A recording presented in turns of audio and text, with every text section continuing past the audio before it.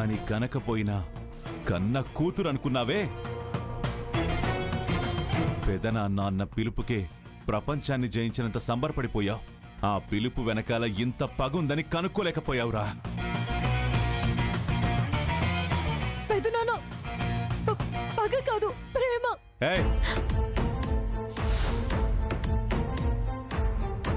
శ్రీనుతో చెల్లెలి పెళ్లి పెట్టుకున్నప్పుడే నోరు మెదపలేదు.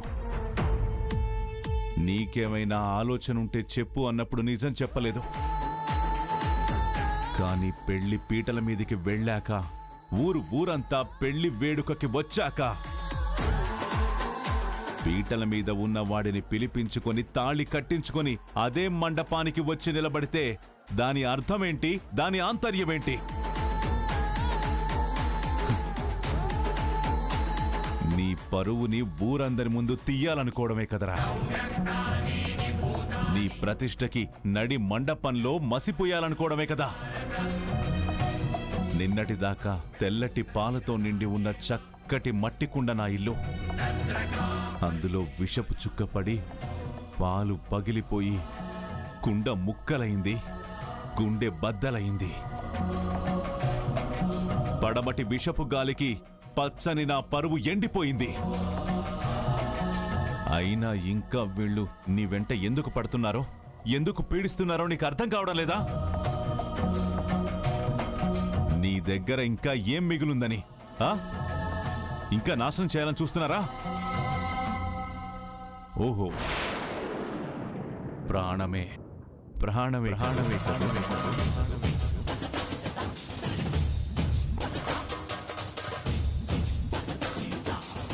ప్రాణం పోయే వరకు వెంటపడి వేధించాలని కంకణం కట్టుకున్నట్టున్నావు కదూ? అది కాదు పెదనాన్న.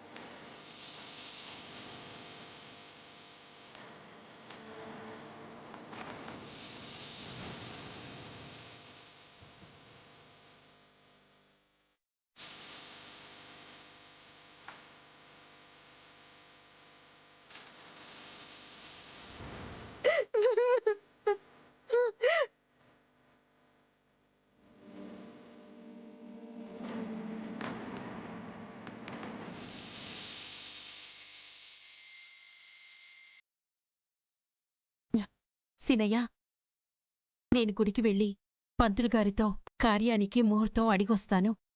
ఆర్చే వస్తే చెప్పు. ఏం చెప్తున్నావు అత్తయ్య? ఆద్యకి ఎలా చెప్పను? ఆ కోయదోర చెప్పిందంతా బుర్రకెక్కించుకోవద్దు. ఇప్పుడు ముహూర్తాలు ఎందుకు అత్తయ్య? వద్దు. అదేంటి సినయ్య, పెళ్ళంటే ముందు వెనక చూసుకోకుండా, ముహూర్తాలు పట్టించుకోకుండా మీ పాటికి మీరు పెళ్లి చేసుకొనొచ్చారు. కనీసం కార్యానికి కూడా ముహూర్తం వద్దు అంటావేంటి? పద్ధతుల్ని పెద్దల్ని పట్టించుకోరా మీరు? అయ్యో, నీకలా అర్థమైంది అత్తయ్య? నేను అలా అనలేదు. నా ఉద్దేశం అది కాదు. అసలే మా టైం బాలేదు అత్తయ్య. ఇప్పుడు ఈ సందర్భంలో ముహూర్తాలు ఎందుకంటున్నా? అంతే, అంతకుమించి ఇంకేం లేదత్తయ్య. ఒకసారి నువ్వు కూడా ఆలోచించత్తయ్య.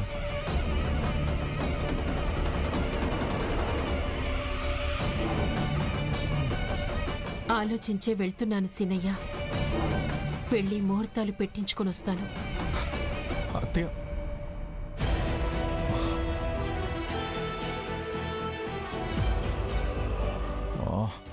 భగవంతుడా, వద్దంటే అత్తతో బాధ, ఓకే అంటే ఆద్యతో బాధ. పెళ్లి చేసి పెడుతున్న టార్చర్ చాలక మళ్ళీ శోభనం పేరుతో ఇంకో కొత్త షో స్టార్ట్ చేస్తున్నావా? ఇంకేం టార్చర్ మొదలవుతుందో ఏంటో నా పరిస్థితి.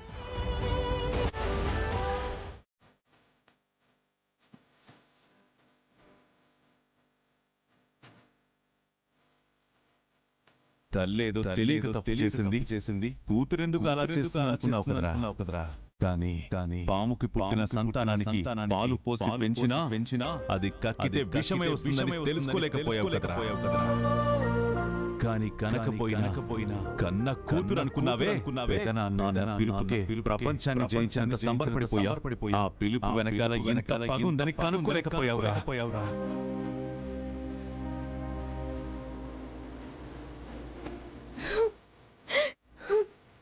ఇదేంటి అదే ఏడుస్తుంది, వచ్చి ఏడిపిస్తుంది అనుకుంటే ఏడుస్తూ ఉందేంటి? ఆద్య, ఏమైంది? ఎందుకు ఏడుస్తున్నావు? నేనేం తప్పు చేశాను శ్రీను? నువ్వేం తప్పు చేయవు ఆద్య, కానీ ఏమైంది? ఎందుకు ఏడుస్తున్నావు? పెద్దనాన్నతో మాట్లాడడానికి కొబ్బరి తోటికి వెళ్ళాను శ్రీను. తోటకా? అక్కడికి ఎందుకు వెళ్ళావు ఆద్య? అసలు ఏం మాట్లాడదామని వెళ్ళావు? అంటే శౌర్య పెద్దమ్మని కలిసి రామని పెళ్లి చేసుకోవడానికి ఇల్లరికం రావడానికి తను సిద్ధంగా ఉన్నాడని మాట్లాడాడంట శ్రీను. ఆ మాటలు పెద్దమ్మ పెదనానికి చెప్పడానికి ట్రై చేస్తే కుదరలేదు. నేను చెప్పి చూద్దామని తోటకి వెళితే నా మాట కూడా వినలేదు. నా వైపు చూడడానికి కూడా పెద్దనాన్న ఇష్టపడలేదు శ్రీను.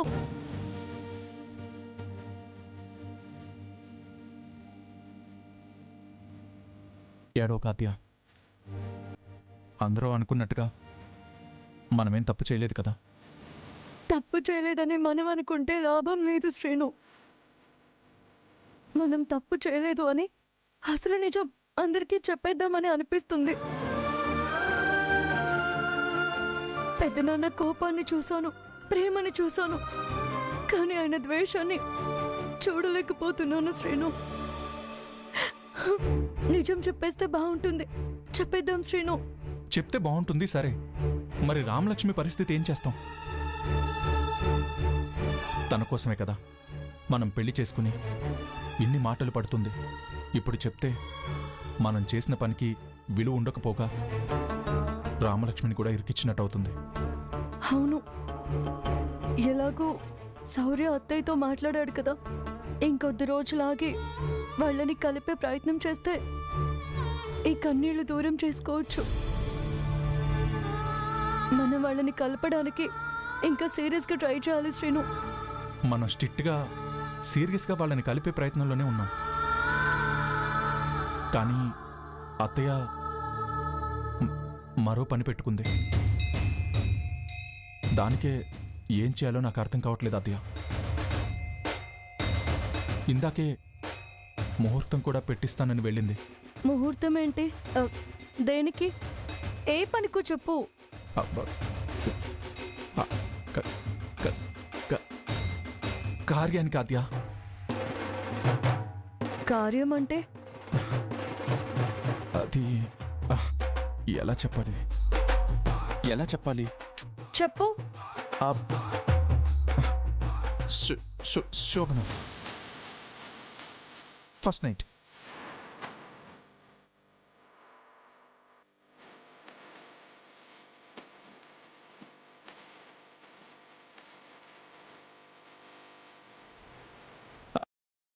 నన్ను చూస్తావేంటి? ఇందులో నా ప్లానింగ్ కానీ పాపం కానీ పార్టిసిపేషన్ కానీ ఏమీ లేదు. అంతా కోయిదోర చేసిన పని. కోయేదోరా?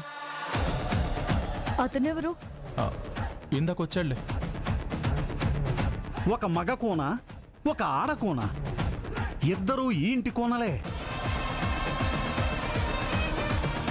ఆ కోనలిద్దరూ కళ్యాణం చేసుకున్నారే గాని వాళ్ళకి కార్యం జరిపించే ఏర్పాట్లు మాత్రం మీరు చేయలేదే తల్లే.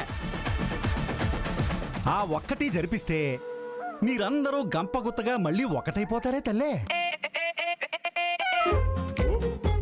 ఆ కోయేదొర ఏదో వాగితే పెద్దమ్మ ముహూర్తాలు పెట్టిస్తానంటుంటే నువ్వేదో ఒకటి చెప్పి ఆపకుండా ఏం చేస్తున్నావు? అయ్యో, ఆపడానికని వెళ్తేనే అత్తయ్య అపార్థం చేసుకుంది. పెళ్లి మీ ఇష్టమే, కార్యం మీ ఇష్టమేనా? పెద్దలు పద్ధతులు ఏం లేవా అనేలోపు నాకు కావాల్సింది అదే అని మనసులో సంబరపడిపోయి కామ్గా ఉండిపోయావు కదా హా? రామ రామ, అలా ఎందుకు అనుకుంటా నాద్యా? అలాగే నువ్వు అనుకుంటావు. నీ బుద్ధి నాకు తెలియదా ఏంటి? ఆ, ఆ, అప్.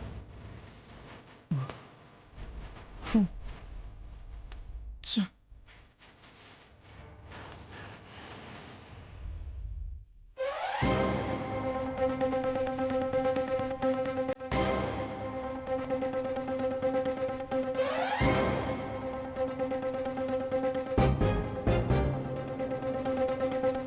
ఆరింటికోసారి, ఏడింటికోసారి, మూడింటికోసారి.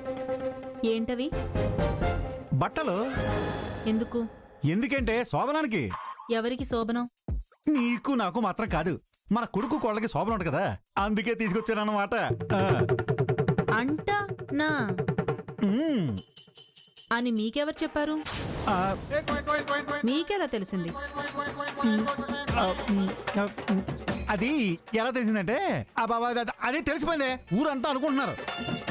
ఇక్కడి విషయం అప్పుడే ఊరంతా ఎలా పాకింది? ఆ కోయి ధర పాకింగ్ చేసి ఉంటాడు. కోయిదొర గురించి మీకెలా తెలుసు? దేవుడా, పెళ్ళాన్నిమ్మంటే ప్రశ్నాపత్రం ఇచ్చేవేంటి స్వామి? దేవుడా, మొగుణ్ణివ్వమంటే మాయలోనిచ్చావేంటి స్వామి? ఆ, ఉమ్, చెప్పండి. అది కూడా కోయి ధర పాకింగ్ చేసి ఉంటాడే. ఏంటి ప్రశ్న మీద ప్రశ్నలు వేస్తున్నావు నువ్వు? అవునా? అవును. ఓ అనుమానం ప్రతిదానికి ఏం చెప్పినా సరే. ఆ. ఆ? ఆ.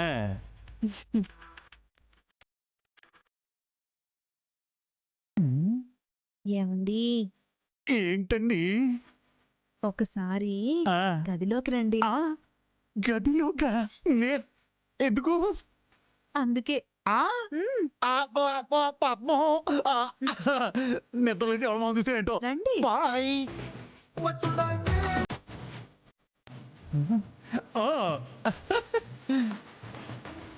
ఏమిటే పద్మం ఇంత హుషారుగా ఉన్నావు? చెప్తాను.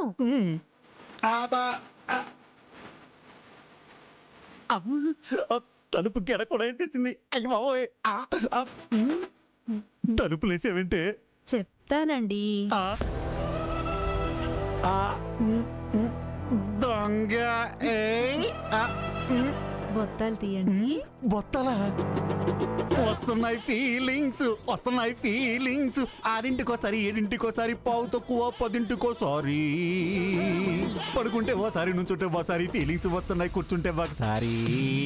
వస్తున్నాయి ఫీలింగ్స్, వస్తున్నాయి ఫీలింగ్స్, వస్తున్నాయి ఫీలింగ్స్. ఒక్కసారి వెనక్కి తిరగండి. వెనక్కెందుకే, ముందే. ముందు వెనక్కి తిరగండి. అంతేనటవా? అబ్బో, ఈ రోజు నా పంట పండింది.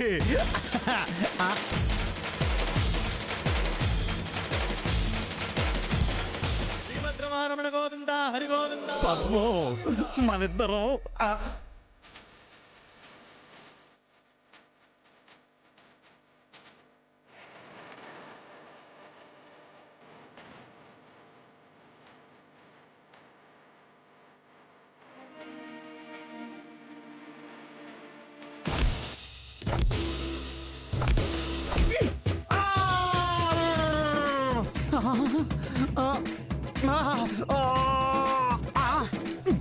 ఏమైంది నీకు? అమ్మో, అమ్మో, అయ్ బాబోయ్.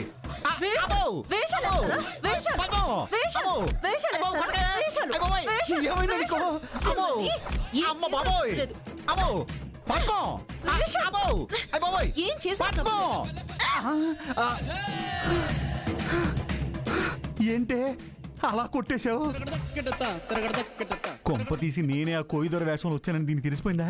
ఛాన్సే లేదు. ఇదేదో కావాలని ఎదురు డ్రామా చేస్తున్నట్టుంది. నేను కోయిదొర వేషం వేయడం ఏంటే? ఛే, ఇలాంటి వేషాలు వేయటం మా ఇంట వంటలేదు తెలుసా? అవునా? ఆ.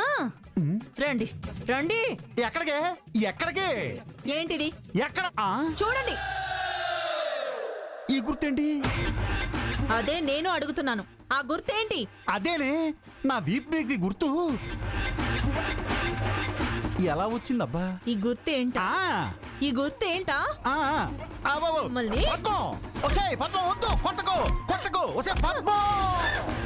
ఛీ, ఈ గుర్తేంటి, కొడతావేంటి?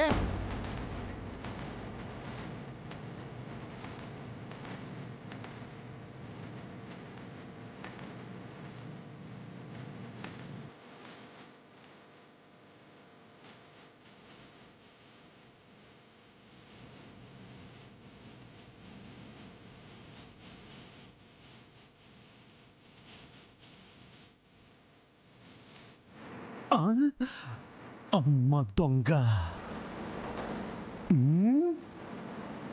అమ్మ పద్మం, ఎంత పని చేసావే! దదా మోసం! నోరుమూయండి. వేషం వేసుకుని వచ్చి ద్రోహం చేసింది మీరు. నేనా?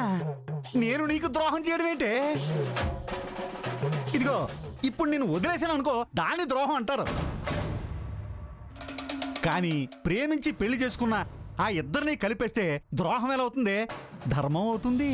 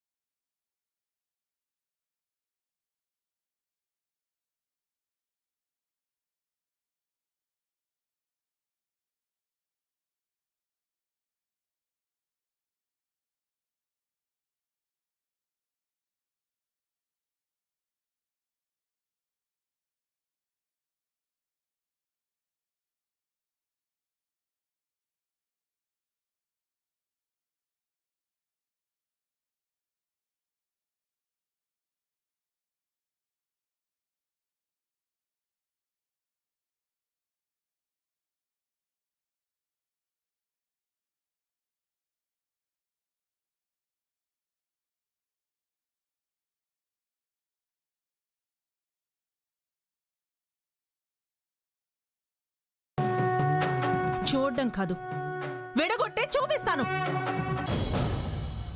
ఈ శోభనం జరగకుండా ఆపేస్తా.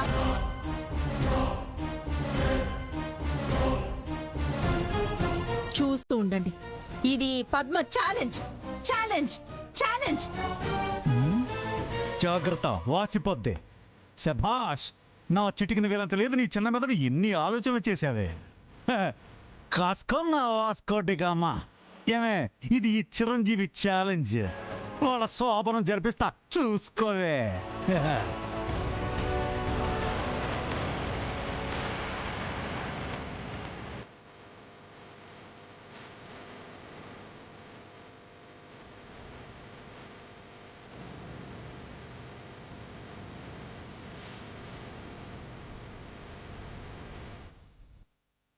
వదినా, ఏంటి మీ గదిలో నుంచి అదోలా అరుపులు వినిపించాయి? మీ అన్నయ్యని వీపు మీద చరిచాన్లే. అంటే ఆ కోయ దొర ఆ దొరే నా దొంగ మొగుడు.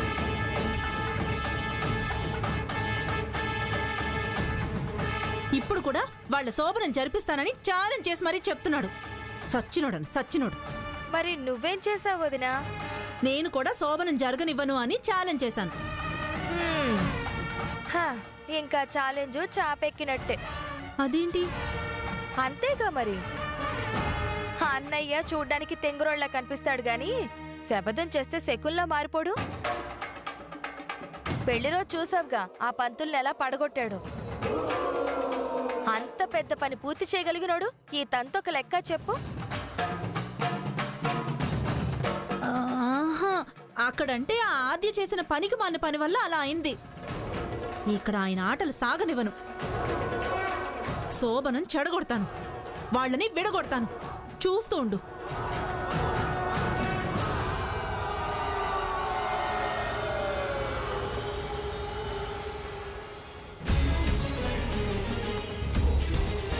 పెళ్ళైందని ఎగేసుకుని వాళ్ళని వెనకేసుకు రావడం కాదు. ఆ తర్వాత జరగాల్సిన పనులు కూడా దగ్గరుండి జరిపించాలి కదా. ఆ సంగతి ఏదో చూడు. అప్పుడైనా నా కొడుకు మనశ్శాంతిగా ఉంటాడు. అత్తయ్య, అత్తయ్య, అత్తయ్య ఆగో గీత గీత కనపడటం లేదా? అత్తయ్య అత్తయ్య అని తెగ ఎగేసుకొస్తున్నావు. అత్తయ్య మీరు చెప్పినట్టుగానే గర్భధానానికి ముహూర్తం పెట్టించానత్తయ్య. ఈ రోజు రాత్రి 10:30 మంచి ముహూర్తం ఉందట. అందుకే ఏర్పాట్లన్నీ చేస్తున్నాను. మీకొక మాట చెప్దామని. నాకెందుకు చెప్పడం? ఏదో ఆ కోయిదర్ ఏదో అన్నట్టు దారిని పోయే వాళ్ళకి ఇచ్చినట్టు నీకు ఒక సలహా ఇచ్చి పడేశానంతే. ఆ మాత్రం దానికే అత్తయ్య అత్తయ్య అంటూ అల్లుకుపోవడానికి ప్రయత్నించకు.